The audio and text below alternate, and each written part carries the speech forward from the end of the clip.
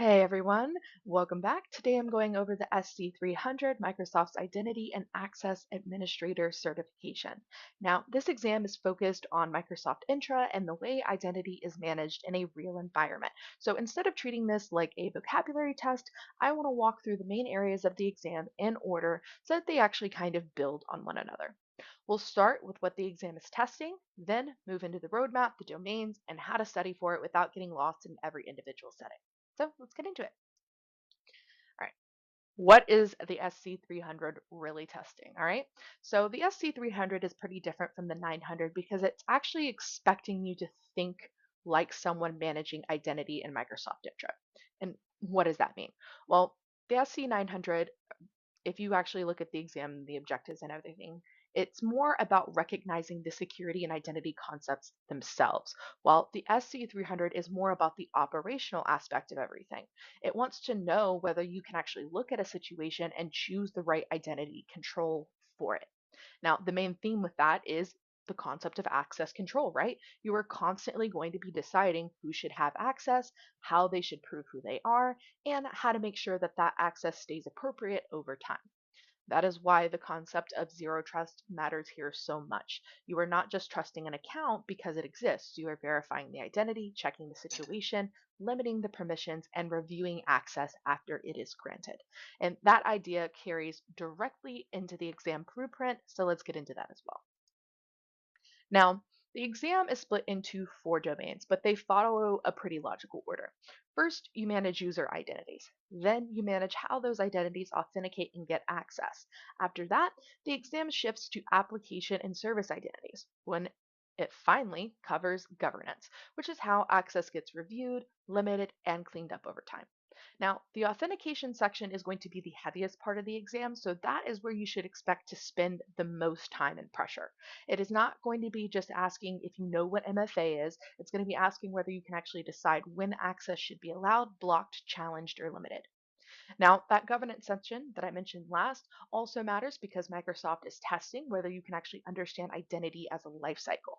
Granting access is only one part of the job. You also have to make sure that that access doesn't stay forever or change unexpectedly over time. Now, before we get into each domain, it's going to help to kind of understand the basic mental model behind Intra. So let's kind of talk about that. All right. So the easiest way to understand Intra is to separate identities from controls. An identity is basically anything that can sign in or request access. That can be a person, a guest from another organization, a device, or something non-human like an application or an agent. Now, a control basically decides what that identity can do. That could be a role, a policy, an app assignment, or a review process. Most SC300 questions are really just asking you to connect those two pieces. You have an identity trying to reach something, and you need to choose the right control for that situation. For example, if someone only needs limited administrative power, the answer should not be the broadest admin role. The better answer is to usually do the thing that gives them the narrowest access that still kind of lets them do the job. That mindset is what's going to make studying the roadmap a lot easier to follow if you kind of get that concept. Now, the best way to study for the SC300 is to follow the official path in order. Start with the certification page and study guide so you know the scope of the exam, then move through the learning paths in the same order as the domains. Identity first, authentication next, application access after that, and governance at the end. That order matters because each section depends on the one before it. You can't really understand access policies if you don't understand the identities that those policies apply to. You can't understand govern govern oh my gosh, the word govern access if you do not understand how that access was granted. The main thing I would watch for here is time management because the authentication section is going to deserve a lot of extra time because, as I said previously, it is the largest domain and it's going to show up heaviest in the scenario based questions. So, the first place that we're going to start to kind of get a little handle on what each domain is going to be talking about is user identity. So, let's talk about that. Now, user identity is the foundation of the exam. This domain is about how the tenant is structured and how people are kind of organized inside of it. The exam is not going to just be asking you here whether you can create a user account. It wants to know whether you understand how identities should be managed at scale. That means knowing how to group people, how to assign administrative power, and how to keep that power limited. Now, groups matter because they let you kind of manage access without touching every user individually. And roles matter because they can determine who can make changes in the environment. The biggest idea here, as you can kind of see, is this concept of least privilege that we've kind of been hinting and talking about. Basically, if someone only needs to manage a specific area, then they shouldn't have control over the whole tenant or in these broad ways that don't really follow under the purview of what they do. Now, the exam in general is going to want you to choose the option that gives just enough access to do the job, as we said before, without kind of creating unnecessary risk. Once you understand identities inside your own tenant, the next step is understanding identities that come from outside of it. So let's talk about that. Now, external and hybrid identities are basically where this domain starts to kind of feel more like a real organization. Not every identity is directly in your cloud tenant. Some users actually come from partner organizations, and some still come from on premises Active Directory. In both cases, the question is more kind of about how much control your tenant has and where the identity is actually being verified. With external users, you are giving someone access into your environment without fully owning their account. With hybrid users, you're connecting an older on prem identity system to Microsoft Cloud's identity platform. The important part here is just understanding the trade off. Some hybrid options favor availability because cloud sign ins can kind of keep working even if the on prem environment has trouble. Others keep authentication more tied to the on prem directory, which may fit certain security requirements, but does create more dependency on that connection. So this section is really just about identity, source, and trust. Once the identity exists, the next question is how it proves itself. So let's kind of talk about it. Now, authentication is one of the most important parts of the SC-300 because this is where identity gets proven. The exam does not treat every sign-in method as equal. Some methods are stronger because they reduce the risk of stolen passwords or phishing. Others are weaker because they depend on codes or prompts that attackers may be able to intercept or manipulate. So the point here is not just knowing the names of these methods, the point is just knowing which method fits the risk of the situation. A normal user signing into a low risk app may not need the same requirement as an administrator accessing sensitive settings. This section also includes, the concepts about recovery and response. Users need secure ways to regain access, and admins need ways of cutting off access when something looks compromised. Now, authentication, which we're going to kind of get into here in a second, basically, again, proves who the user is, but that doesn't automatically mean that the sign in should be allowed. That decision is going to happen in the next access layer, so let's get into it. All right.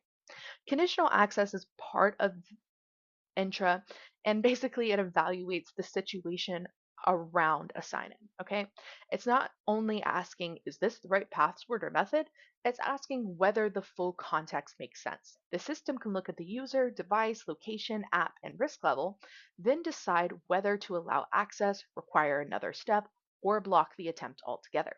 The safest way to work with these policies is to test them before enforcing them. That is why the report only mode, which you're going to see in this section, matters so much. Basically, it lets you see how a policy would affect real sign ins without actually applying it yet.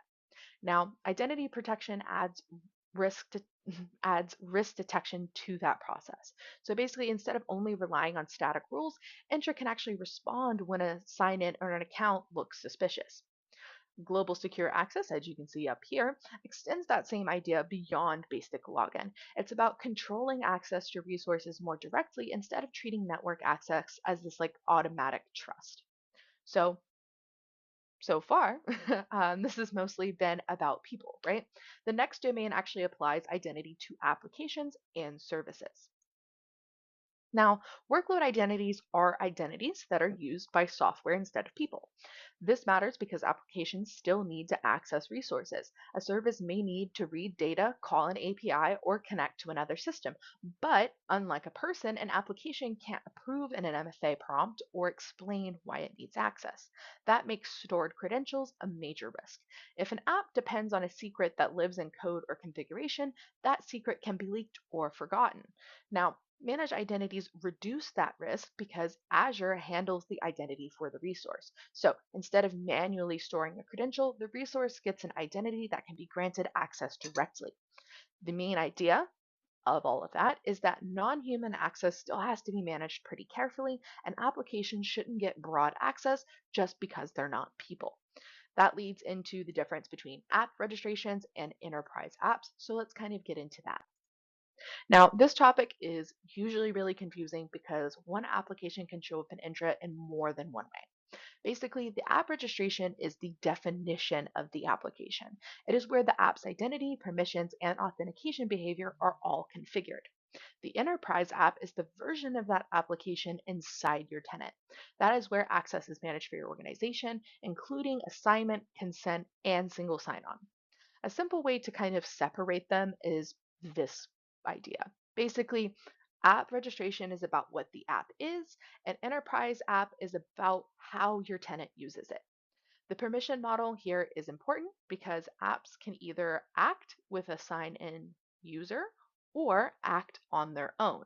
Acting on behalf of a user is usually a little bit narrower, while acting as the application itself can be much more broad, which is why admin consent and review matters a lot. So, once users and applications have access, the final domain is about keeping that access under control and consistent over time. So, let's talk about it. Now, identity governance is about managing access long after it's been granted, as we said before, right? And in real environments, access, as we all know, kind of tends to accumulate and change, especially as people change roles, projects end, department moving, contractors, all of this different stuff.